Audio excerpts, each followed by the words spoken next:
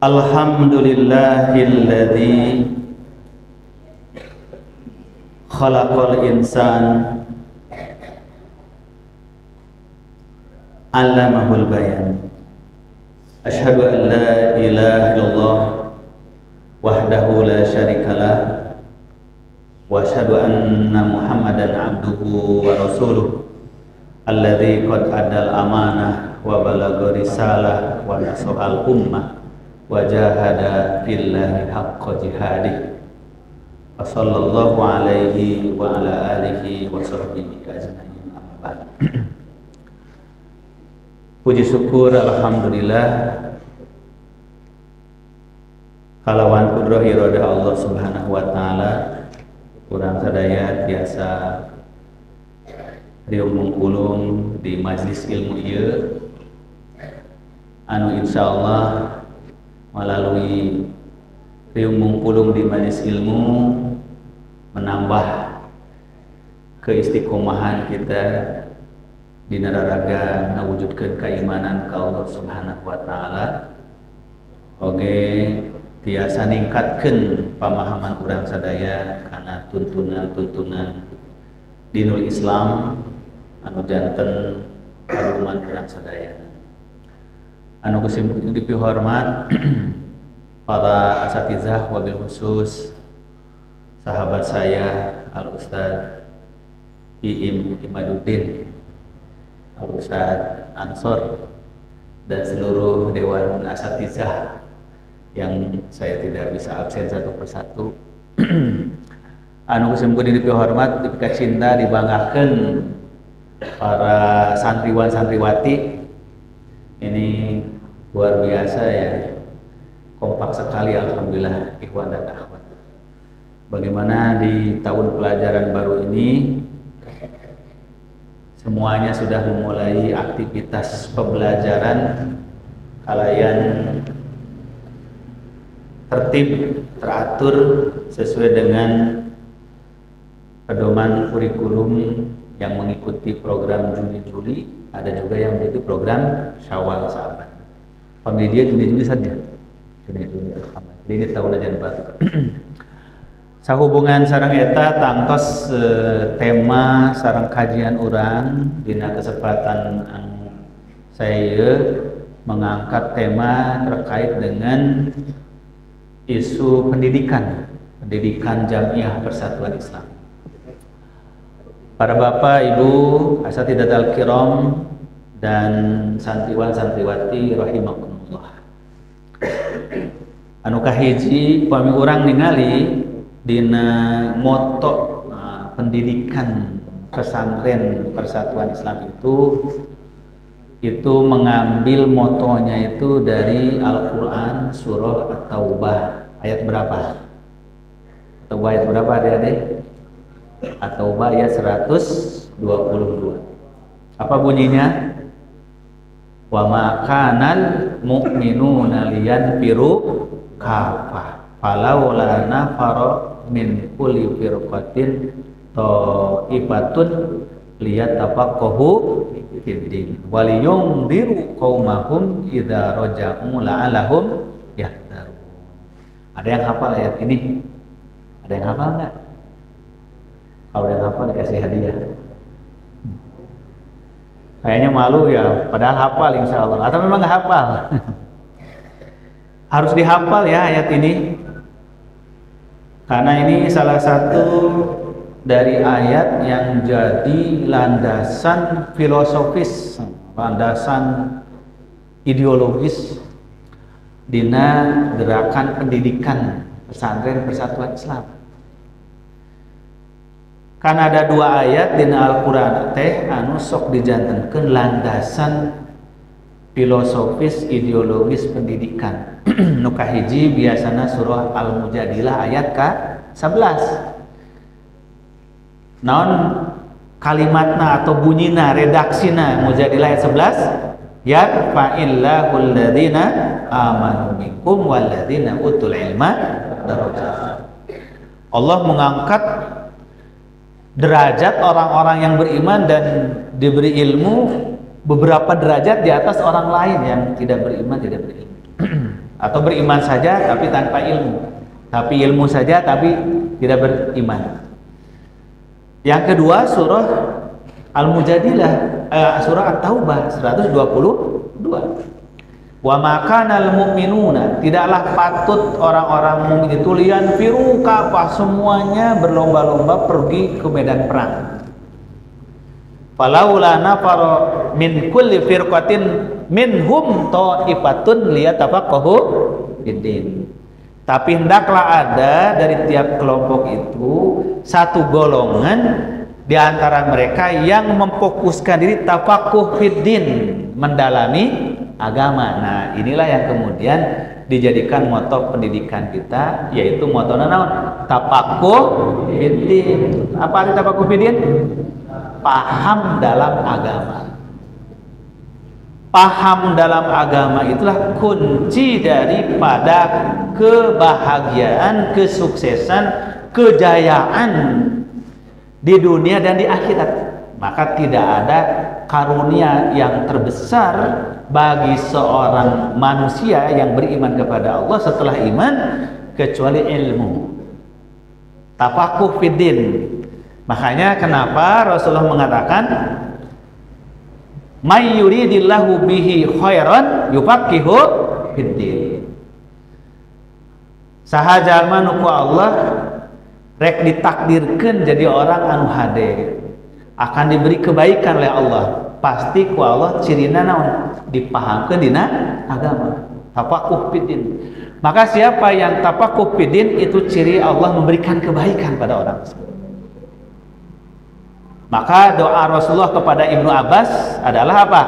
Allahumma faqihhu fiddin. Doa Rasul yang terbaik kepada sahabatnya, ya Allah, pakihkan dia dalam agama.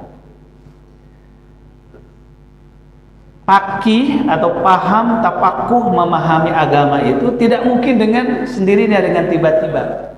Maka orang yang akan fakih, tapakuh dalam agama itu diberikan oleh Allah rasa cinta pada ilmu. Maka tidak mungkin adik-adik ya semuanya, santriwan santriwati akan mau menjadi orang yang paham seluas-luasnya dalam agama kalau tidak diberi rasa cinta kepada ilmu. Maka ciri dari orang diberi kebaikan oleh Allah dipahamkan kepada agama. Ciri orang dipahamkan kepada agama dicintakan pada ilmu. Ciri dicintakan pada ilmu suka menuntut ilmu, suka mendengarkan ilmu. Apa cirinya orang cinta pada ilmu? Suka mendengarkan segala hal yang berkait dengan ilmu. Dimanapun dia berada, yang dia cari mendengarkan ilmu. Nah, maka ciri orang akan berbahagia, ciri orang akan selamat, telinganya selalu mencari, mendengar yang terkait dengan ilmu. Sebab itulah kenapa di dalam Al-Quran Allah firmankan, ciri orang baik itu suka mendengarkan. Walau alimallahu fihim khairan la asma'ahum. Kalaulah Allah mengetahui mereka itu memiliki kebaikan, pasti Allah jadikan mereka suka mendengarkan. Jadi adik-adik sekalian, kalau tidak suka mendengar itu hati-hati. Berarti saya tidak dipersiapkan oleh Allah orang yang baik. Karena orang yang baik itu akan Allah dorong dia jadi pakih dalam agama. Ciri orang akan pakih dalam agama dicintakan pada ilmu. Ciri orang dicintakan pada ilmu disukakan dia mendengarkan kebaikan. Walau alimallahu fihim khairan la asma'ahum. Makanya nanti di hari kiamat orang yang paling menyesal di dunia orang yang tidak suka mendengarkan ilmu, orang yang tidak suka mendengarkan kebenaran. Wa qalu law kunna nasma'u au naqilu ma kunna fi ashabis sa'ir. Kenapa orang masuk neraka sa'ir? Karena tidak mau mendengar, apalagi berpikir. Bagaimana mau berpikir, mendengar saja tidak? Karena mendengar itu adalah kuncinya ilmu dan kuncinya berpikir. Maka belajar pertama sebelum berpikir mendengar dulu. Kita bisa ngomong bahasa Sunda karena sering mendengar bahasa Sunda. Kita ngomong bahasa Indonesia karena suka mendengar bahasa Indonesia. Kita kenapa ngomong bahasa Inggris? Karena mendengar Inggris. Di Inggris anak kecil sudah pinter bahasa Inggrisnya. Kenapa? Wah, di Inggris mah anak baru ngomong juga bahasa Inggris ya. Iya, karena dengarnya bahasa Inggris. Karena kita mendengarnya bahasa Sunda, bahasa Sunda. Padahal mereka belum berpikir, tapi sudah mendengar. Jadi mendengar itu pintu awal dari ilmu. Maka kalau pintu awal dari ilmu sudah tertutup, apalagi pintu-pintu berikutnya. Maka ciri kebahagiaan suatu orang, sesuatu kaum, suatu bangsa, dicintakan dia kepada mendengarkan ilmu. Walau alimallahu fi khairan la asma'ahum. Di hari kiamat orang yang menyesal tidak mau mendengarkan. Wa qalu law kunna nasma'u aw naqilu ma kunna fi ashabis. Mereka mengatakan, kalaulah kami dulu di dunia suka mendengarkan, suka berpikir, niscaya kami tidak jadi penghuni neraka sa'ir. Kenapa mereka jadi penghuni neraka sa'ir? Tidak suka mendengar, tidak suka berpikir. Artinya tidak mau menuntut ilmu. Nah, maka saya bahagia kalau masuk ke pesantren Majelis Ta'lim. Antusias sekali mendengar ilmu. Itu sudah merupakan ciri memperoleh kebaikan dari Allah. May yuridillahu bi khairan yufaqihu fiddin. Pintunya adalah husnul istima', yaitu suka mendengarkan dengan cara yang baik. Maka ini juga sebetulnya jadi kunci bagi para asatizah. Kalau mau menilai ini murid calon baik atau tidak, gampang. Tinggal lihat aja, kalau belajar suka mendengerin atau suka ngobrol. Kalau sedang belajar suka dengerin atau suka tidur, itu ciri baik dan tidak seorang murid. Makanya secara teori pendidikan, guru itu tidak perlu muji dengan ulangan. Ini anak pipintereun, pibageureun atau pibadeureun. Tinggal lihat aja, ketika belajar suka dengerin atau tidak. Maka dengan dilihat sepintas saja, ketika belajar antusias, itu sudah contoh dia adalah calon orang baik, calon orang sukses, suka mendengarkan. Itu kuncinya. Nah, ini pertama.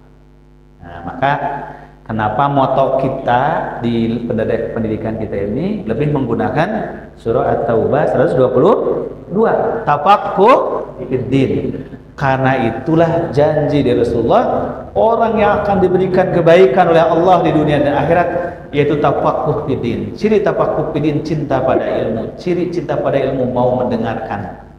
Maka kenapa kemudian ada hadis yang dinisbatkan ke Rasul, walaupun para ulama mempersoalkan kesuhihannya. Kun aliman, kan? Au muta'aliman, au mustami'an, au muhibban. Wala takun khomisatan patah. Jadilah kamu orang yang bisa mengajar, jadi alim. Kalau belum bisa jadi alim, jadilah orang yang belajar. Kalau tidak bisa belajar, minimal suka mendengarkan.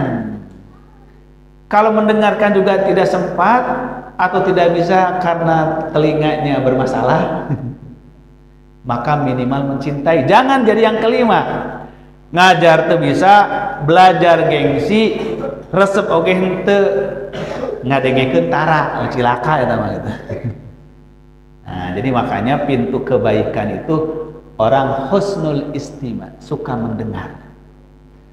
Ini yang pertama. Kemudian yang kedua, Ibu sekalian, para santriwan santriwati khususnya.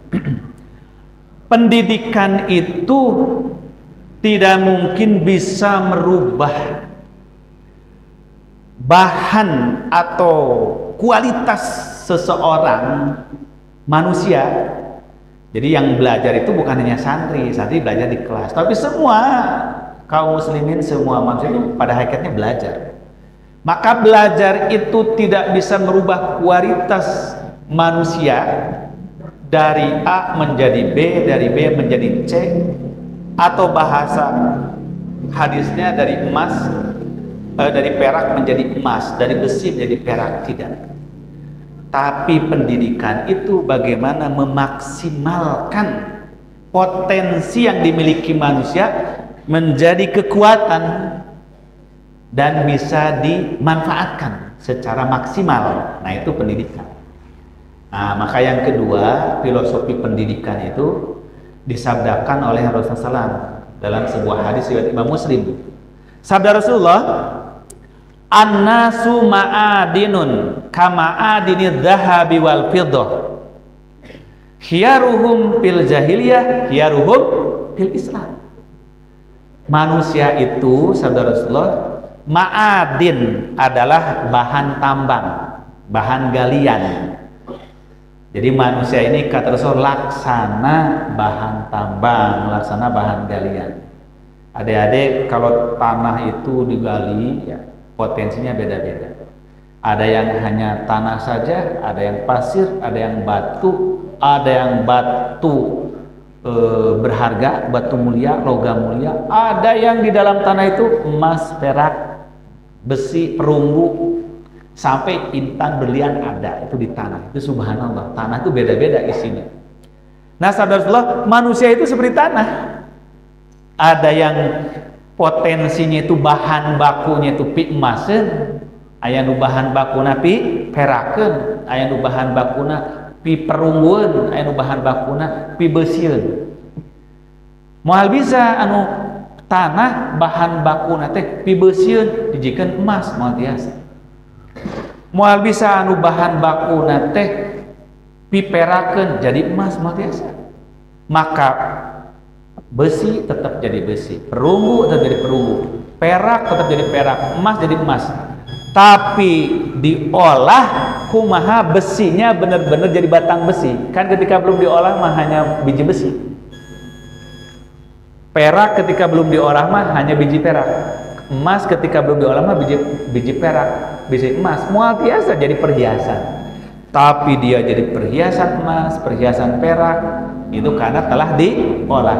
Nah, pendidikan itu laksana mengolah bahan-bahan baku yang ada di tanah supaya betul-betul keluar terbentuk menjadi bahan jadi.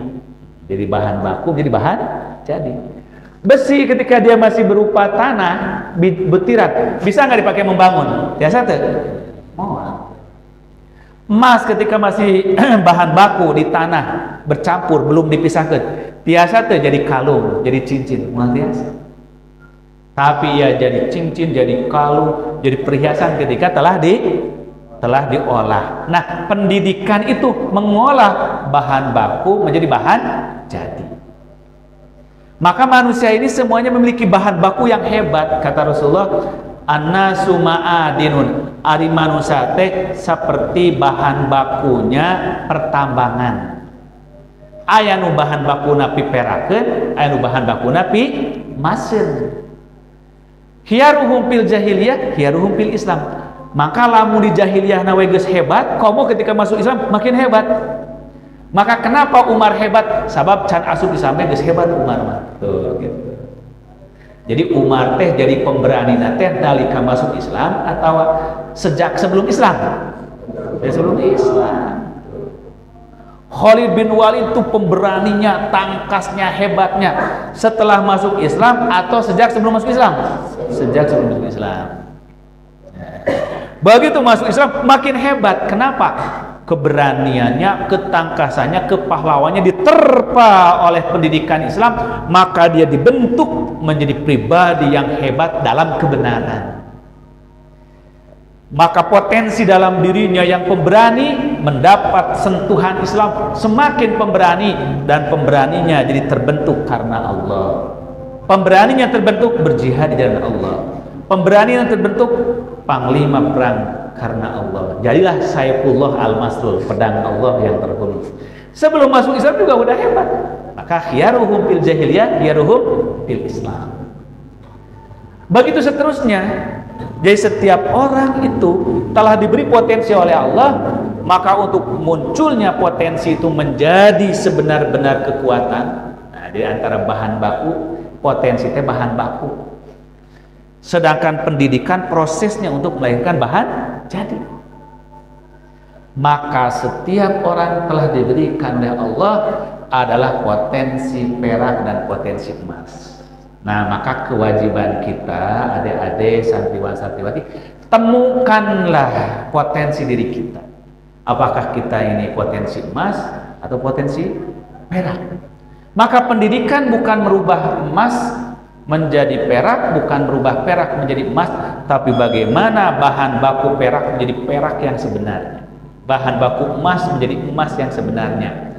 Maka manusia adalah seperti bahan baku. Nah, kalau diterapkan dunia pendidikan mah gini ya, dari sekalian, ada yang oleh Allah telah diberikan potensi di dalam akalnya, dalam jiwanya itu, ia kekuatan di dalam ilmu-ilmu kauniyah. Ilmu kauniyah itu ilmu-ilmu kealaman, ilmu-ilmu eksak, fisika, kimia, matematik, biologi, pokoknya kan, IPA. Cirinya orang itu memiliki potensi itu, kalau diajarin matematik cepat sekali bisanya. Tapi ketika diajarin i'rab susah. Ketika diajarin nahwiyah susah. Nah, berarti dia bukan orang bodoh, tapi dia memang potensinya itu di ilmu-ilmu eksak. Makanya kenapa oleh para psikolog kan beda-beda kemampuan otak anak itu. Ada yang kuatnya di otak kanan, di otak kiri, otak tengah. Maka otak kanan biasanya adalah ilmu-ilmu sosial, sedangkan otak kiri adalah ilmu-ilmu eksak. Itu ciri. Dan Allah Subhanahu wa Ta'ala telah memberikan tanda-tanda ciri-cirinya itu, baik dengan dites secara lisan, dengan diberikan pelajaran. Maka ketika orang memiliki potensi tentang kecerdasannya itu dalam ilmu-ilmu kauniyah, ilmu-ilmu alam, diajarin 1 kali, 2 kali, 3 kali itu langsung paham. Tapi yang dia punya potensinya ilmu-ilmu sosial, ilmu-ilmu syariat, justru dia cepat pahamnya kalau diajarkan ilmu Quran, ilmu hadis, ilmu tauhid cepat. Diajarin matematika susah. Ini bukan suatu kelemahan atau kebodohan, tapi itulah fitrah manusia. An-nasu ma'adin. Maka lembaga pendidikan, guru, santri semuanya harus memahami dulu bahan baku pendidikan. Itu sebabnya kenapa di dunia pendidikan modern mah santri-santriwan, santriwati, siswa-siswi itu biasanya dites psikologi, tes potensi akademik segala macam. Sekarang malah sudah ada yang disebut dengan fingerprint test. Pernah nyoba nggak? Ada yang pernah di fingerprint test, ada nggak? Fingerprint test itu ngetes potensi diri dari garis-garis jari tangan kita begini, jempol gitu kan. Nanti itu akan dibaca oleh alat komputer. Itu lalu nanti akan keluar hasil bacaan komputer itu. Oh, anak ini memiliki kekuatan otak kanannya lebih dominan dari otak kiri. Dia kalau disuruh menghafal Quran cukup 3 kali diulang langsung hafal. Tapi kalau diberi rumus kimia 10 kali nggak hafal-hafal. Ada yang sebaliknya. Oh, ini anak memiliki potensi otak kirinya kuat. Dikasih rumus matematika 2 kali langsung paham. Tapi kalau dikasih rumus i'rab nggak hafal-hafal. Nah, itu potensi manusia beda-beda. Itu kenapa? Karena memang Allah ciptakan manusia begitu. Maka perbedaan minat, bakat, dan potensi anak itu untuk apa? Karena kehidupan ini membutuhkan macam-macam keahlian. Tidak mungkin orang cuma satu keahlian, harus macam-macam keahlian.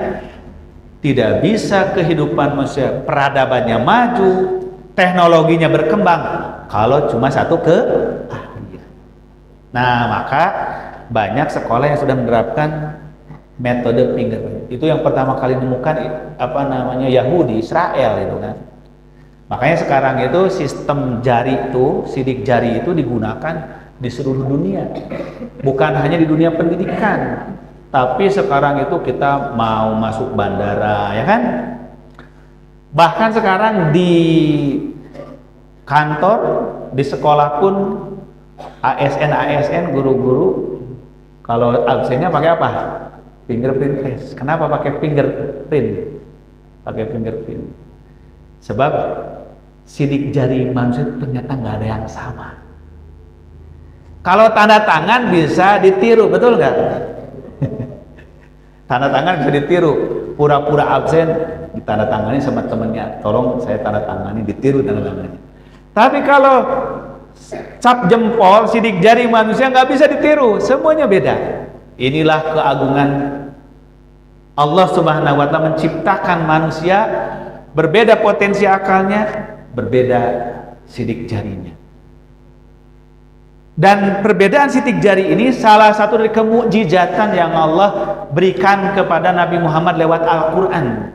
Sebab Al-Quran lah yang pertama kali telah mengisyaratkan secara ilmiah perbedaan sidik jari manusia. Dalam surah apa coba adik-adik, ada yang hafal nggak ayatnya? Apa kata Al-Quran? Ayah sabul insan allan najma'a idhamah bala qadirina ala an nusawwiya banana. Apa artinya? Surah apa itu? Surah apa? Surah Al-Qiyamah. Ayah sabul insanu allan najma'a idhamah. Apakah manusia mengira bahwa kami tidak akan mengumpulkan mereka di hari kiamat ketika telah ditulang belulang? Nah kan manusia yang tidak percaya kepada akhirat berkata, kaifa yuhyil idhama wa hiya ramim, bagaimana kita akan dibangkitkan lagi telah ditulang belulang? Nah ini mereka menganggap Tuhan itu bodoh, menganggap Tuhan itu tidak mampu menghimpun karena miliaran manusia telah terkubur di tanah, tulang belulangnya sudah campur, kulit dagingnya sudah tidak ada, bagaimana dibangkitkan lagi? Kan bercampur dengan yang lain. Nah itu mereka mikirnya kemampuan manusia. Maka mereka mengatakan, maka Al-Quran mengatakan, ayasabul insanu ala najma'i idhamah, apakah manusia mengira kami tidak bisa menghimpun lagi tulang belulang? Maka kata Al-Quran, bala qadirina ala an nusawwiya banana. Maka tidak sekali-kali firman Allah, artinya Allah tidak lalai, Allah tidak lemah. Bala qadirina, justru Allah maha kuasa an-nusawwiya banana, untuk mengembalikan sidik-sidik jari mereka, ujung-ujung tangan mereka. Banana, disebut banana. Banana itu adalah ujung-ujung jari tangan. Kenapa disebut kami kuasa mengembalikan sidik jari mereka? Ternyata di sidik jari kita, Bapak sekalian, itu mengandung rahasia. Sejak ribuan tahun yang lalu, orang-orang Romawi kuno, ya, orang Persia kuno sudah menggunakan stempel jari tangan. Karena mereka tidak mengenal tanda tangan, tanda tangan. Diselidiki apa rahasianya menggunakan jari tangan. Ilmu pengetahuan modern baru bisa mengetahui. Ternyata garis-garis yang ada di jari tangan manusia itu ketika dibesarkan itu rumus. Itu kode penciptaan manusia yang mensimbolkan potensi dalam dirinya. Ternyata itu tidak pernah bisa sama. Manusia 7 miliar umpamanya, sidik jari nggak ada yang sama. Itu padahal cuma garis-garis.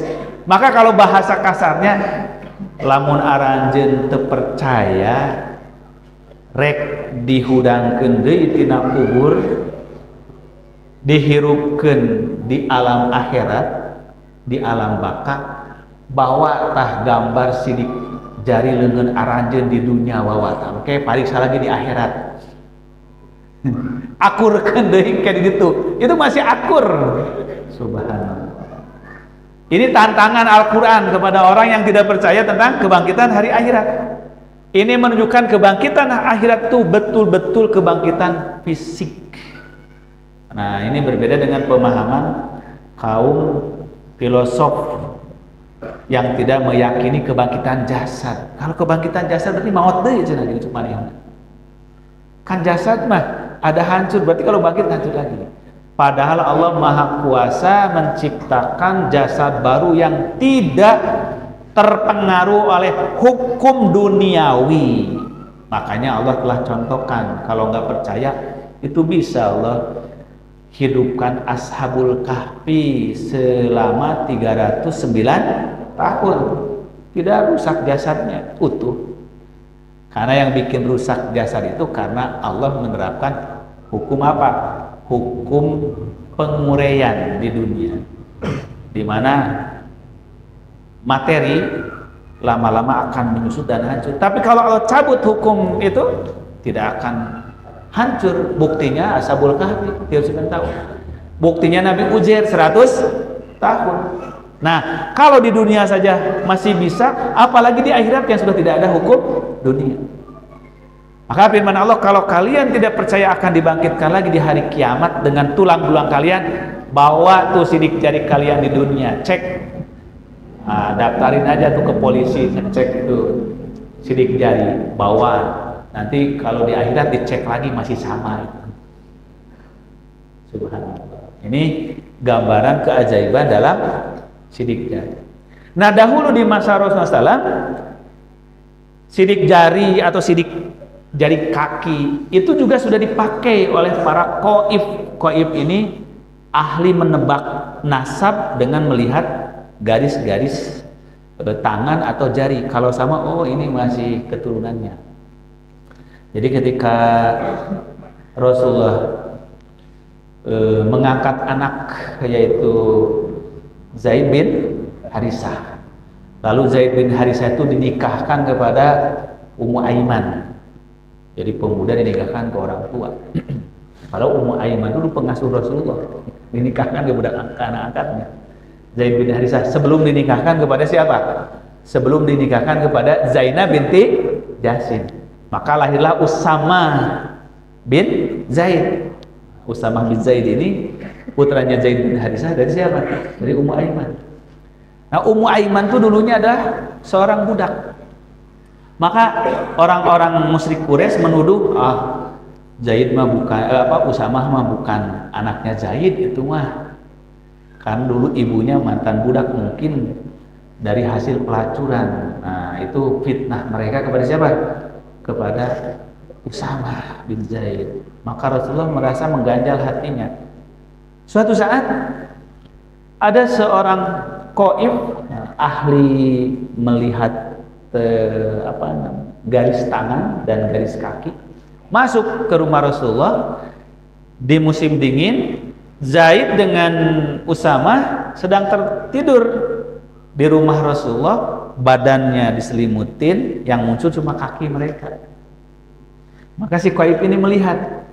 Maka kata si qaib, sesungguhnya kaki ini bagian dari kaki ini gitu. Inna hadhil aqdam ba'duha min ba'din. Kata si qaib ini, oh ini mah nasabnya dari sini, benar-benar anaknya. Dia tahu. Rasulullah sampai gembira, sehingga kata Siti Aisyah, ja'ana Rasulullah masruron. Rasulullah datang sambil gembira. Kata Aisyah, kenapa engkau begitu gembira Rasulullah? Kata Rasulullah, Aisyah, kamu nggak tahu, itu tadi kan datang si qaib, dia mengatakan kakinya Usamah itu benar-benar bagian dari kakinya Zaid, berarti benar itu anaknya, kata Rasulullah. Jadi itu Islam mengakui tentang sistem apa? Fingerprint test, bahwa dalam jari manusia itu ada rahasia Allah, salah satunya petunjuk nasab. Akan ada kemiripan nasab, garis-garis tangan. Nah, di kita mah bukan dikembangkan teori ilmiah, malah timbulnya jadi dukun, diramal jadi tangannya. Wah, iya mah pipintereun. Oh, iya mah pitukang dagangan. Oh, iya mah picopeteun. Rugi picopet. Nah, ini malah jadi meramal. Padahal itu ilmiah. Nah, jadi karena itu dalam dunia pendidikan tidak boleh mengabaikan bakat, minat. Tetapi ada pendidikan yang semua kalangan wajib sama, wajib paham. Maka nih di pendidikan pesantren Persatuan Islam dikenal dengan ilmu-ilmu fardu ain dan ilmu-ilmu fardu kifayah. Yang fardu ain wajib tahu semuanya. Sampai tingkat apa? Sampai tingkat madrasah aliyah. Maka di tingkat itu semua ilmu yang wajib, wajib ain harus sama. Ilmu tentang akidah, tentang fikih ibadah, tentang Al-Quran, tentang hadis, sambil mulai diberikan bahan ilmu-ilmu kekhususan dia, keahlian dia. Maka kenapa di tingkat SMA sudah mulai ada penjurusan, persiapan penjurusan. Kalau tingkat SMP sanawiyah nggak ada, karena itu semua harus sama. Nah, baru setelah mereka memiliki ulumus syariah yang sama, ilmu-ilmu fardu ain, mereka silakan mengembangkan bakat minat dari masing-masing anak itu. Inilah dunia pendidikan.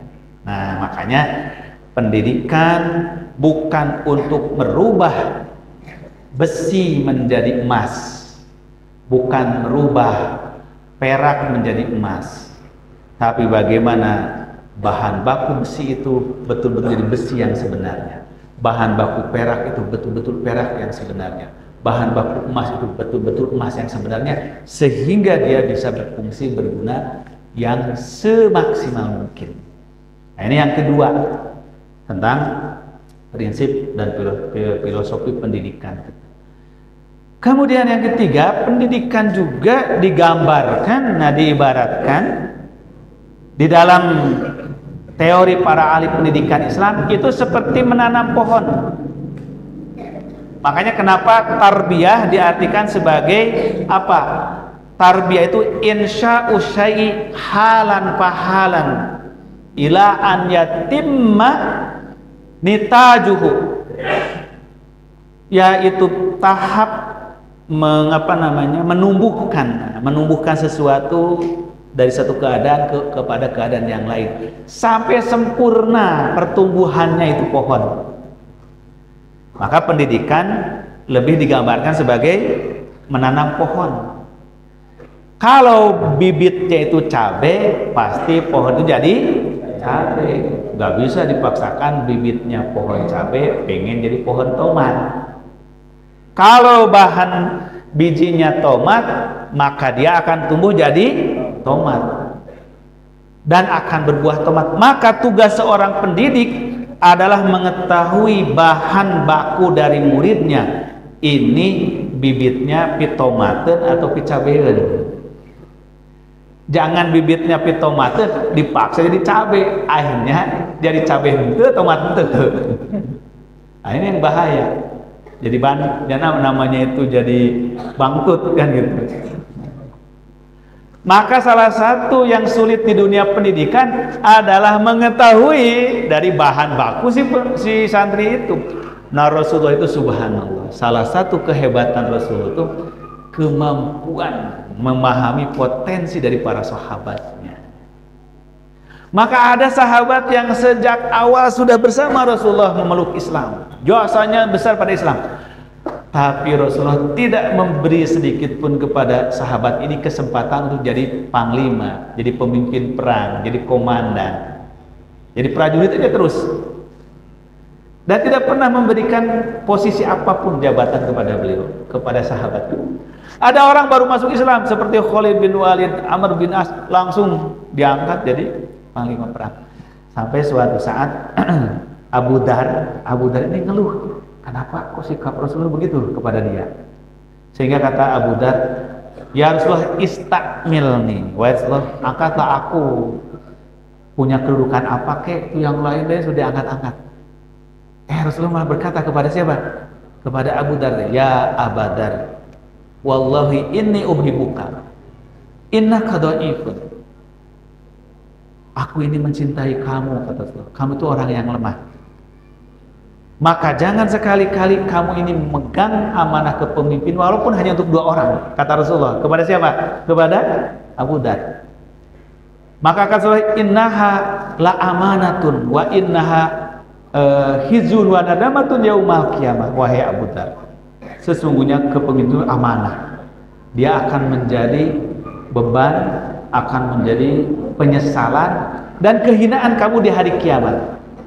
Maka aku tidak akan memberikan itu padamu.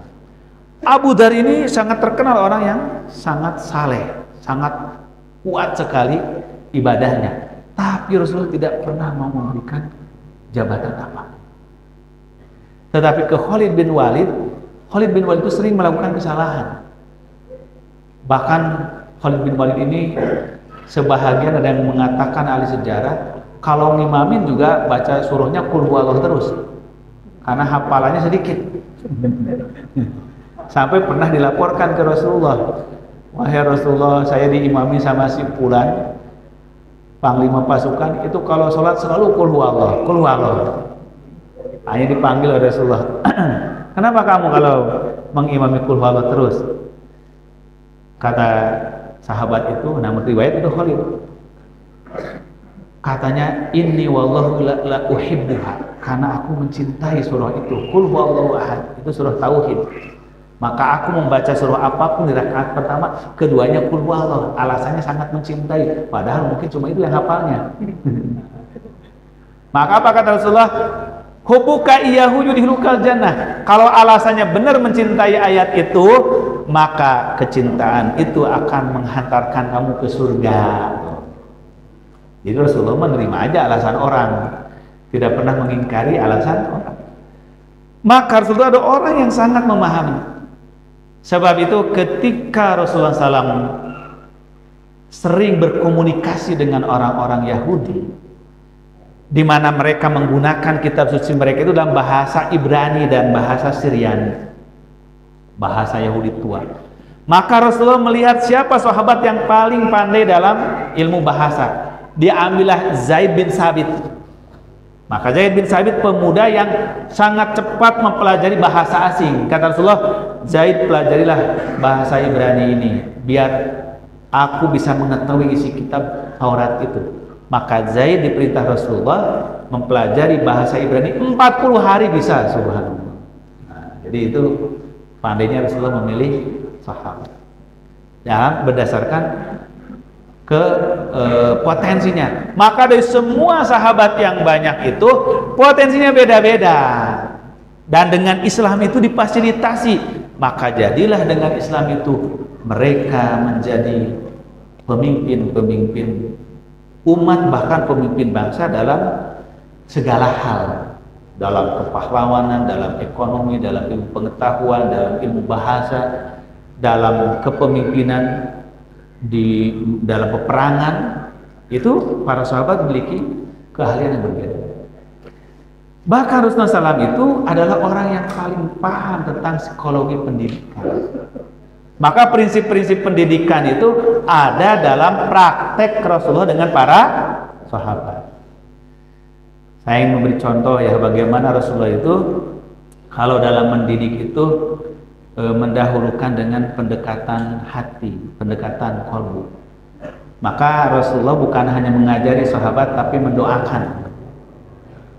Dan murid yang didoakan guru itu biasanya subhanallah, doa guru itu akan dikenang terus itu. Apalagi kalau didoakan teh dia berbuat salah deh kan. Yang salah bukannya dimarahin malah didoain. Itu luar biasa. Maka di dalam hadis seringkali Rasulullah kepada para sahabat sebagai muridnya itu melakukan pendekatan seorang ayah kepada seorang anaknya. Ketika beliau bertemu dengan Ibnu Abbas, maka dipegangnya Ibnu Abbas, dipegangnya pundaknya sambil doakan, Allahumma faqihu fiddin wa alimhu ta'wil. Ketika Rasulullah SAW bertemu Abdullah bin Umar, dipegang juga pundaknya, ya gulam. Kata Rasulullah, kun fid dunya ka'annaka gharibun au abir sabilin. Ketika ada seorang ibu membawa anaknya Rasulullah, Rasulullah mengambil air, lalu beliau meminumnya sedikit dan dikumur-kumur, disemburkan ke anak itu, dipegang dadanya, doakan keberkahan. Itu yang kata Rasulullah, dan itu dikenang terus oleh para sahabat itu. Ada kalanya Rasulullah mengajak sahabatnya naik keledai. Di keledai itulah saat berdua beliau mengajarkan ilmu.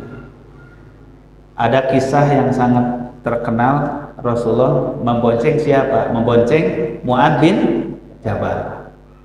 Kata Mu'adz bin Jabal, kuntu radipan Nabi sallallahu alaihi wasallam, aku pernah dibonceng Rasulullah di atas keledai. Karena di masa itu mah keledai itu tunggangan istimewa setelah kuda, setelah onta. Ya kalau sekarang motor lah gitu kan. Kalau unta mungkin baby band sekarang itu. Kalau kuda itu mungkin sekarang Harley. Maka kata Muaz, aku pernah dibonceng Rasulullah di atas ekor keledai. Lalu Rasulullah memanggil aku, ya Muaz, kata Muaz, labaika wa sa'daika. Sudah lama berjalan, manggil lagi, ya Muaz, qala labaika wa sa'daika. Setelah lama berjalan lagi, qala ya Muaz labaika wa sa'daika. Sampai 3 kali dipanggil-panggil, tapi Rasulullah nggak bicara apa-apa. Sehingga kata Muaz, ada apa Rasulullah manggil terus, tapi tidak bicara apa-apa. Setelah 3 kali lalu Rasulullah bertanya, ya Muaz, atadri ma haqqullah 'alal ibad wa ma haqqul ibad 'ala Allah. Wahai Mu'ad, tahukah kamu apa hak Allah pada manusia dan apa hak manusia pada Allah? Kata Mu'ad, Allah wa Rasulullah a'lam. Maka kata Rasulullah, haqqullah 'alal ibad an ya'buduhu wa la yusyriku bihi syai'an. Wa haqqul ibad Allah ala yu'adzibahum ma lam yusyriku bihi syai'an.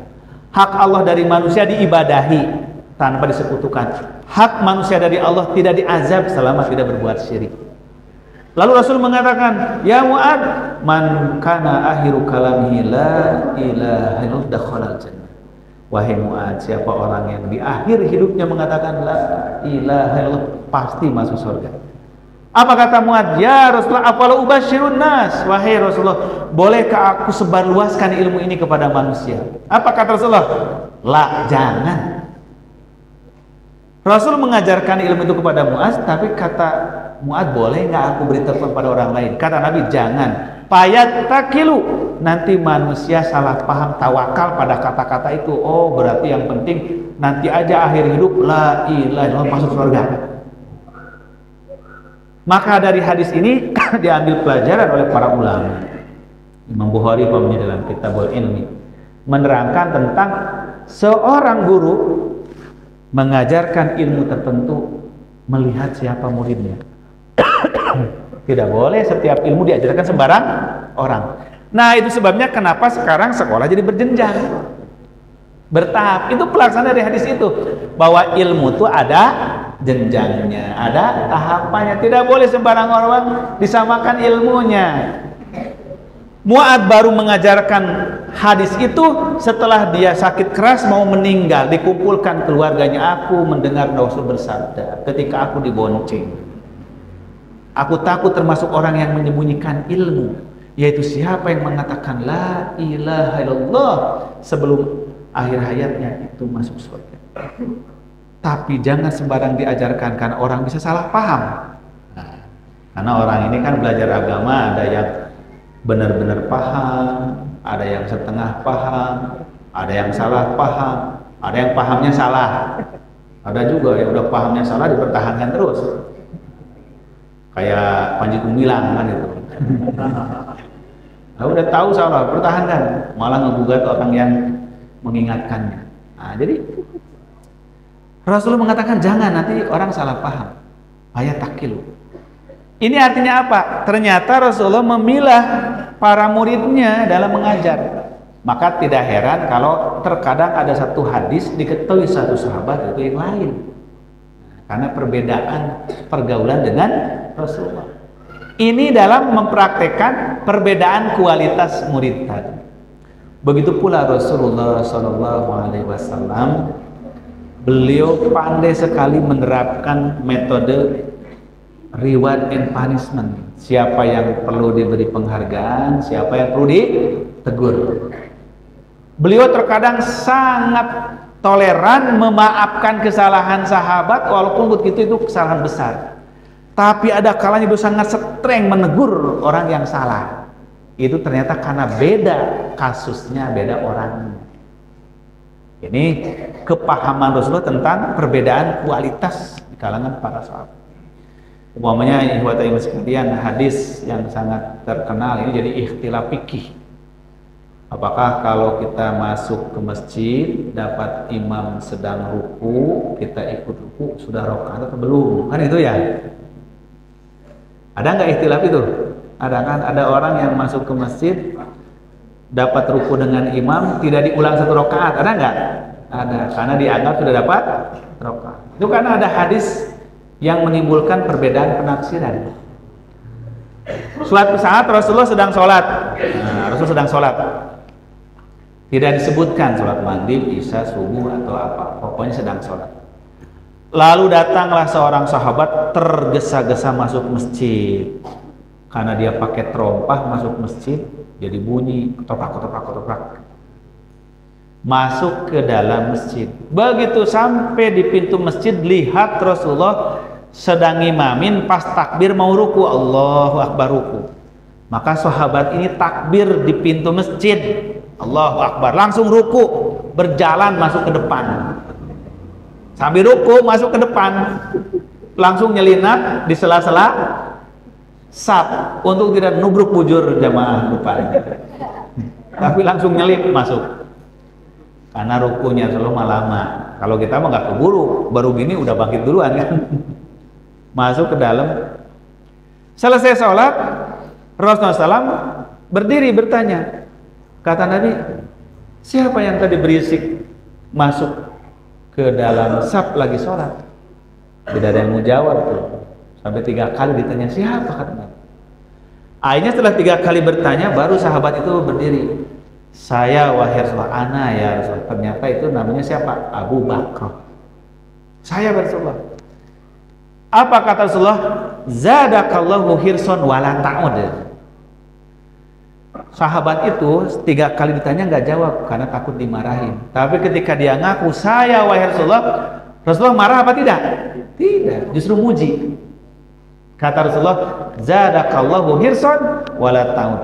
Semoga Allah menambah semangatmu untuk berjamaah.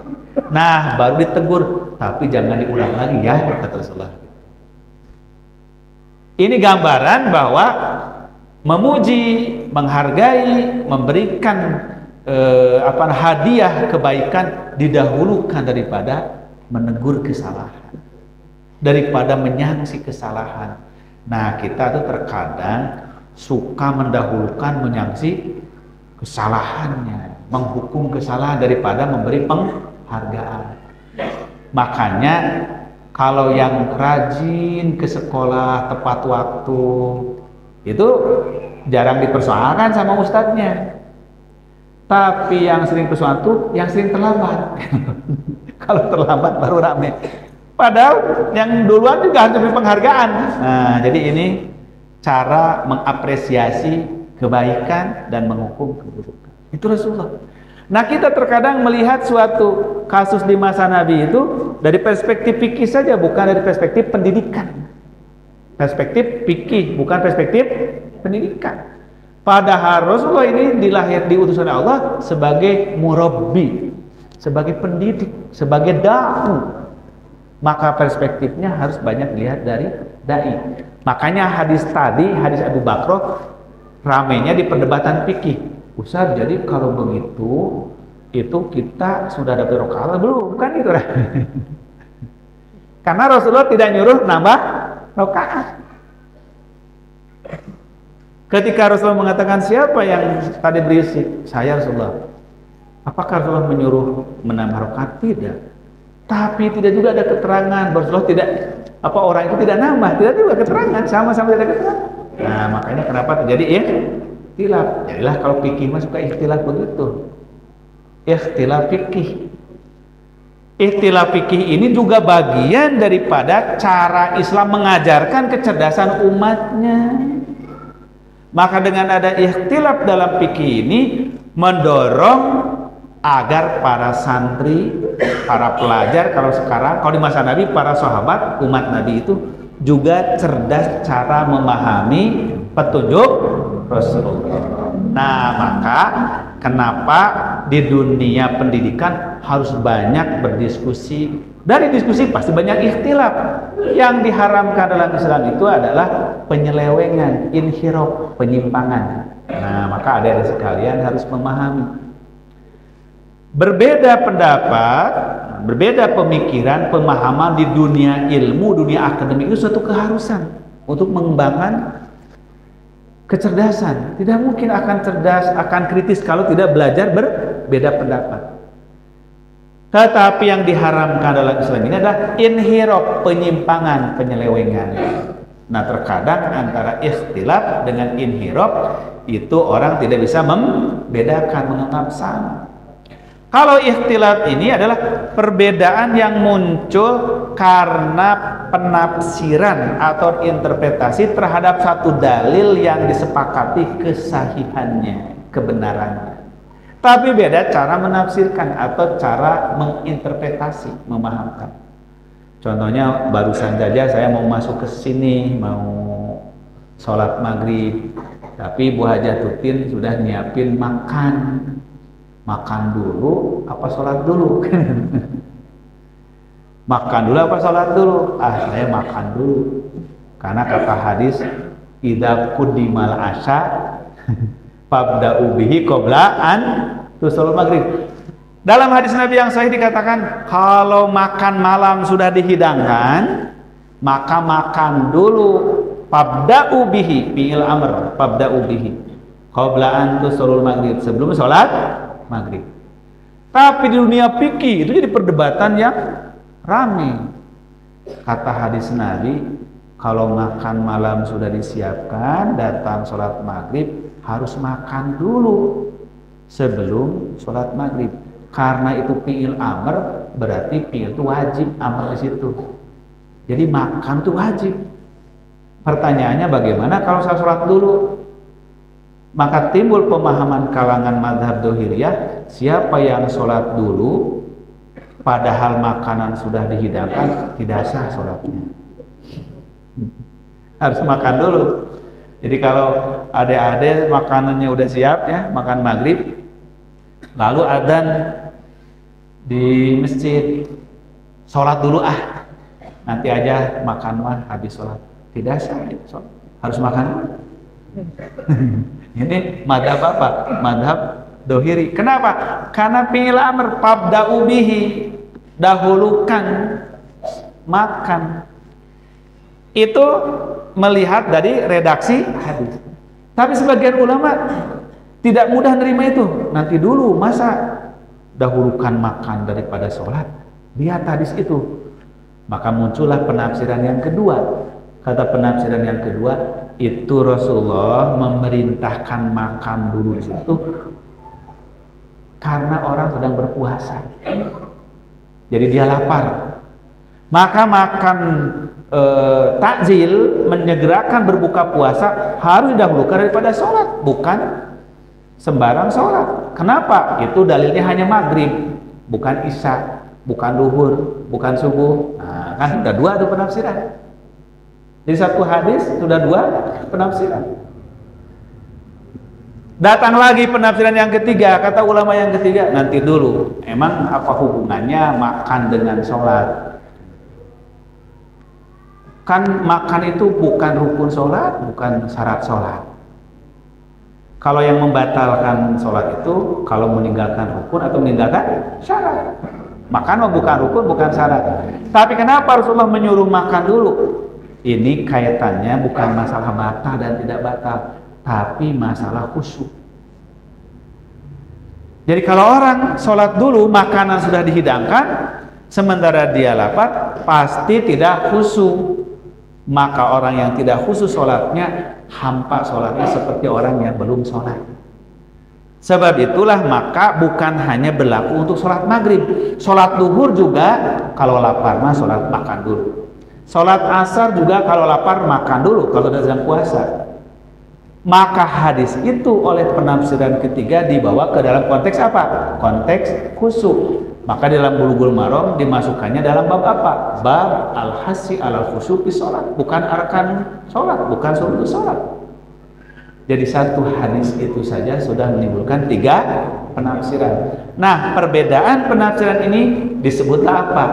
Ikhtilaf. Maka untuk ikhtilaf dicari mana yang lebih rajih. Bukan menganggap pendapat yang kita tidak ambil itu batil atau sesat atau bid'ah, bukan. Itu ikhtilaf. Tapi kalau keluar dari konteks dalil itu namanya inhiraf. Namanya apa? Inhiraf, menyimpang. Nah, contohnya ketika kita kemarin sholat apa? Musim Covid. Nah, musim Covid. Kan sholat itu sunnah muakkadah berjamaah. Kalau Jumat bahkan fardu, bahkan rukun berjamaahnya itu sholat itu. Idul Fitri, Idul Adha berjamaahnya bahkan rukun, bahkan syarat, tidak berjamaah tidak sah. Timbul penyakit Covid, harus sholat berjamaah Jumatan, tapi tidak bisa dekat. Nah, kan timbul, bolehkah berjauhan? Padahal perintah sholat itu kalau berjamaah sawu subuh vakum. Maka timbullah istihad ulama, lebih baik sholat sendiri-sendiri di rumah karena nggak bisa rapat, berjamaah juga, atau lebih baik berjamaah tapi renggang. Timbullah ikhtilaf. Ada yang berpendapat sholat berjamaah safnya renggang mah sama aja sholat sendiri-sendiri, jadi saya memilih di rumah, silakan. Ada yang berpendapat tetap berjamaah lebih baik walaupun berjauhan, karena bisa mendengarkan bacaan imam, bisa memakmurkan masjid. Ada yang berjamaah tapi berjauhan. Nah, itu ikhtilaf di kalangan ulama. Tapi kalau di Al-Zaitun, tidak ada Covid, tidak ada penyakit, tiba-tiba sholatnya berjauhan, laki perempuan bareng tanpa alasan. Ketika ditanya kenapa itu berjauhan, diambillah dalilnya dari surah Al-Mujadilah. Ya ayyuhalladzina amanu idza qila lakum tafassahu fil majalisi fafsahu yafsahillahu lakum. Wahai orang beriman, jika dikatakan kepada kalian berlapang-lapanglah di majlis, maka berlapang-lapanglah, Allah akan beri kelapangan. Itu ayat majlis dipakai sholat berjamaah. Nah, itu bukan ikhtilaf karena sudah salah dalilnya juga. Itu namanya inhiraf, namanya penyimpangan, penyelewengan. Nah, adik-adik sekalian, santriwan-santriwati, ini sekarang ini ada dua kutub di dalam dunia pendidikan, dalam dunia dakwah yang sama-sama ekstrim, sama-sama berlebihan. Yang satu berlebihan, perbedaan saja dianggap penyimpangan, penyelewengan. Gitu. Umpamanya ada yang membid'ahkan kalau sholat habis imam selesai lalu ngangkat lagi imam, dianggapnya bid'ah. Oh, bid'ah itu nggak ada di masa nabinya. Padahal itu ikhtilaf, bukan bid'ah. Mau berjamaah lagi lebih utama, tidak juga nggak apa-apa karena sudah berjamaah. Di Dewan Misbah pokoknya lebih memilih berjamaah, lebih afdol, bukan wajib, itu afdol. Tapi ada yang menganggap berlebihan, itu bid'ah. Nah, ini sama-sama. Kemudian di satu sisi ada kelompok yang ekstrim, setiap yang berbeda dianggap boleh, walaupun itu penyimpangan, sehingga penyimpangan pun dianggap perbedaan. Nah, inilah ekstremitas namanya dalam beragama. Ada yang sama sekali anti berbeda, yang berbeda dianggap menyimpang, sesat. Ada yang sama sekali selalu menganggap segala perbedaan, yang menyimpang pun dianggap berbeda. Dua-duanya tentu tidak dibenarkan dalam ajaran Islam. Nah, maka Rasulullah SAW dalam hadis-hadisnya menggambarkan cara mengajar para sahabat itu adalah mendidik bagaimana membedakan antara ikhtilaf dengan inhiraf, dengan penyimpangan. Ini penting di dunia pendidikan, di dunia akademik. Maka kenapa Rasulullah sering memberikan pengajaran pada para sahabat ketika berbeda pendapat, terkadang beliau menegur, terkadang tidak menegur, terkadang menyalahkan salah satu, membenarkan, terkadang membenarkan dua-duanya. Nah, ini adalah di antara contoh-contoh metode pendidikan di masa Rasulullah SAW. Saya kira adik-adik, santriwan-santriwati dan asatidzah sekalian, kita di pesantren Persatuan Islam ini sebagaimana dididik oleh guru-guru kita dulu, Tuan Hasan, Kiai Abdurrahman, Isa Ansori, Muhammad Nasir, dan semua ulama-ulama dari Persatuan Islam itu dididik bagaimana kita belajar memahami ikhtilaf. Jangan kita mentolerir inhiraf. perbedaan, penyimpangan. Karena ini masalah penting, apalagi zaman sekarang sedikit-sedikit di satu sisi orang ini menganggap yang berbeda sebagai penyimpangan. Sebaliknya lagi di sisi yang lain orang menganggap penyimpangan sebagai perbedaan. Nah, maka di lembaga pendidikan Jamiah Persatuan Islam itu harus clear, harus jelas mana ikhtilaf yang dibolehkan, mana inhiraf penyimpangan yang tidak dibenarkan. Ini penting dalam mewujudkan misi pendidikan kita bermanhaj wasatiyah, manhaj wa kadzalika ja'alnakum ummatan wasatah. Prinsip pertengahan. Saya kira di kesempatan yang baik ini itulah yang dapat saya sampaikan. Nah, mudah-mudahan ada pelajaran-pelajaran yang bisa ditangkap oleh santriwan-santriwati khususnya dan bagi kita semua para jamaah di kesempatan yang baik ini. Semoga Allah memberikan taufik hidayah kepada kita semuanya agar kita menjadi orang-orang yang diberikan kebaikan, yaitu dicintakan kepada ilmu untuk menjadi orang-orang mutafaqqihina fiddin dalam pengertian yang seluas-luasnya. Tafaqquh fiddin bukan berarti hanya memahami Al-Quran dan hadis tetapi semua ilmu yang baik, yang benar, yang bersumber dari tuntunan Islam adalah bagian dari ilmu-ilmu agama Allah Subhanahu wa Ta'ala. Demikian saya kira yang dapat saya sampaikan. Semoga adik-adik sekalian, santriwan-santriwati, saya doakan diberikan oleh Allah Subhanahu wa Ta'ala kelapangan dada, kelapangan hati, kecerdasan akal di dalam mempelajari segala ilmu, sehingga benar-benar menjadi kader-kader mutafaqqihina di masa yang akan datang, pelanjut dakwah risalah, dakwah nubuwah, wabil khusus di internal Jamiah Persatuan Islam. Hadanallahu wa iyyakum ajmain. Aqulu qouli hadza wa astaghfirullaha li wa lakum. Allahu yaqulu bi aydina ila ma fihi khairul lil Islam wal muslimin wal aqlu minkum. Wassalamu alaikum warahmatullahi wabarakatuh.